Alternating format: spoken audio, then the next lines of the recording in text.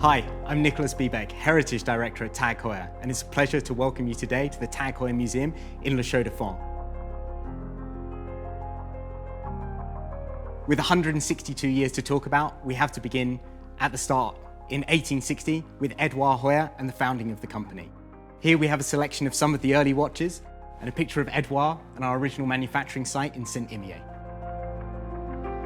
One of the key stories within our company is innovation. And in this vitrine, we have a selection of some of our key innovation stories, such as the micrograph from 1916, a mechanical stopwatch that could time to 1/100th of a second.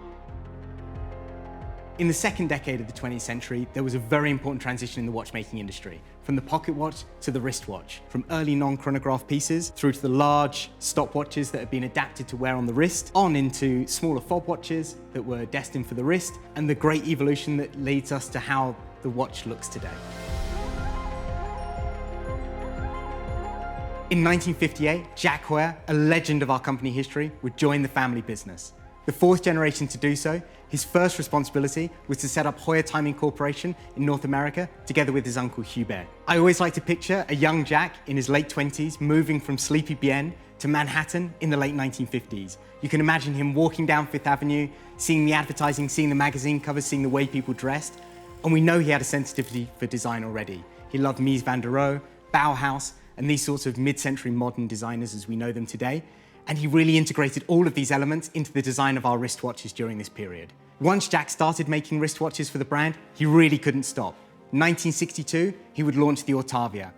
The next obvious step was in the following year to launch the Carrera. This was our truly elegant chronograph, something much more refined and elegant than the Ortavia from the previous year, that could go from driving at 24 hours of Le Mans to the gala dinner in the evening, a totally adaptable wristwatch and one of the great pillars of our brand today. Jack would use this sensitivity for design to continue into the timekeeping equipment department as well. He would integrate color, the use of typography, high contrast legible dials to really aid with timekeeping in professional environments. It was an amazing evolutionary period for the brand. These really signified our connection to motorsport. But nothing encapsulated that more perfectly than the gold Carrera.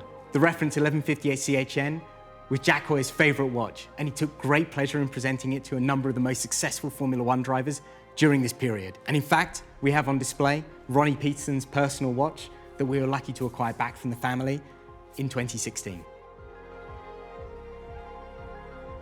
We have people coming from all over the world just to see this particular watch. It looks like an ordinary Monaco, but in fact it's one of the 6 watches that was on set for the movie Le Mans in 1970, where Steve McQueen was being trained by Joe Siffer, one of our Heuer ambassadors. And Steve, he wanted to look exactly like his hero and his teacher, Joe Siffer. So of course, he needed a Heuer on the wrist. It's been a pleasure to welcome you to the TAG Heuer Museum and share with you some of the great highlights from our company history. Thank you very much for joining us. I hope to see you soon.